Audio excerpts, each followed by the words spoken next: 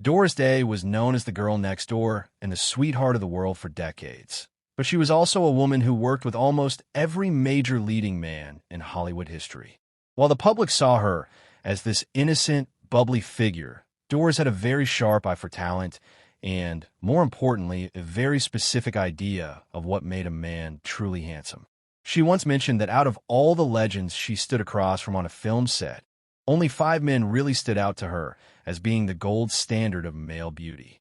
It is interesting because her own personal life with men was often very difficult and filled with a lot of pain. So the way she looked at her co-stars was usually about a lot more than just a nice face.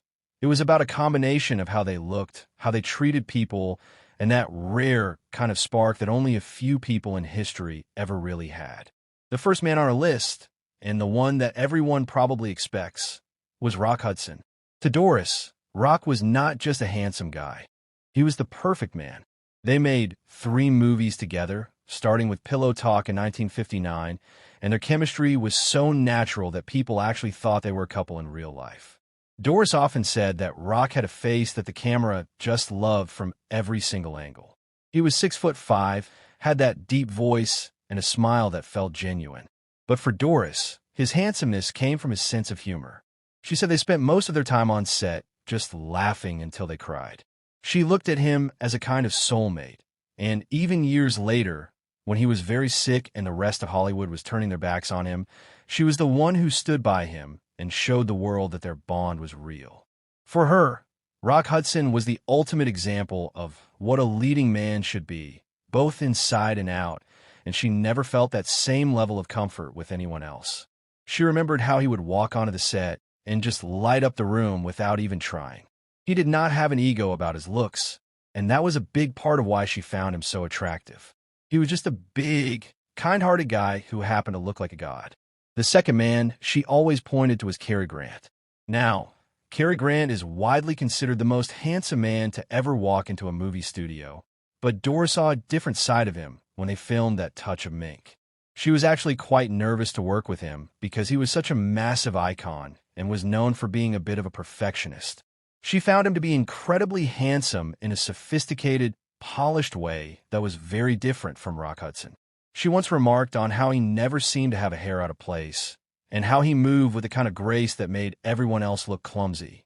But what she found truly attractive about him was his professionalism and his kindness to the crew.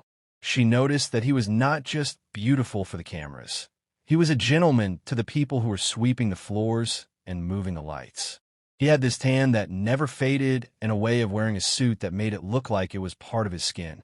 To Doris, that kind of character and class was what made a man truly handsome, and she always spoke about Cary with a huge amount of respect. She said he had a way of looking at you that made you feel like you were the only person in the room, and even though he was a bit older than her, his charm was timeless. Then there was James Garner, who Doris worked with in 2 movies back-to-back in the early 60s. She had a very special place in her heart for Jim because he had a rugged, more relaxed kind of handsomeness. He was not as polished as Cary Grant or as tall as Rock Hudson, but he had a regular guy charm that Doris absolutely loved. She said that looking into his eyes was like looking at an old friend.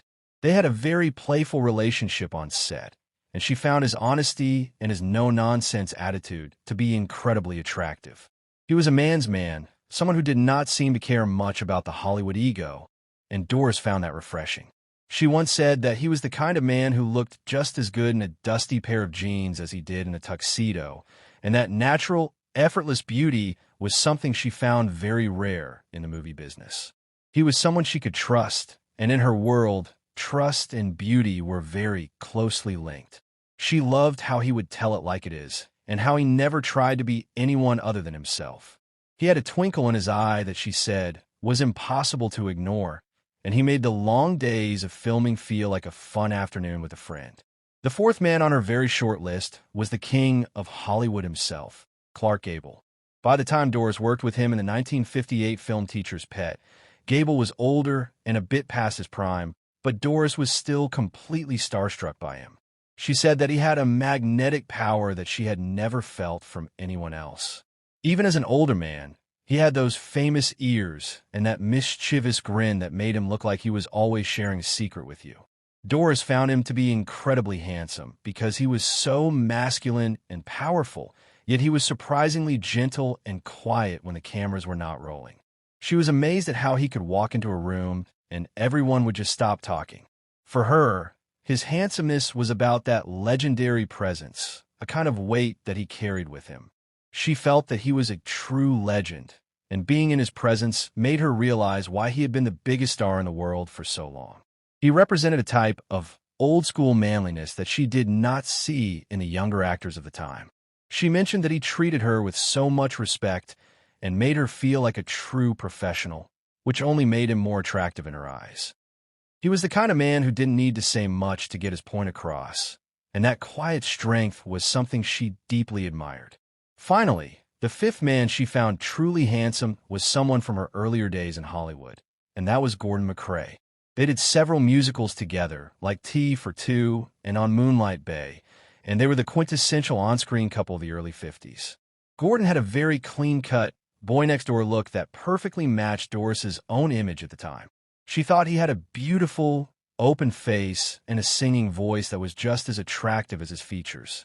They were very close friends, and Doris always felt that Gordon was one of the most underrated men in Hollywood. She loved the way he looked when he was singing, saying that his whole face would light up with joy.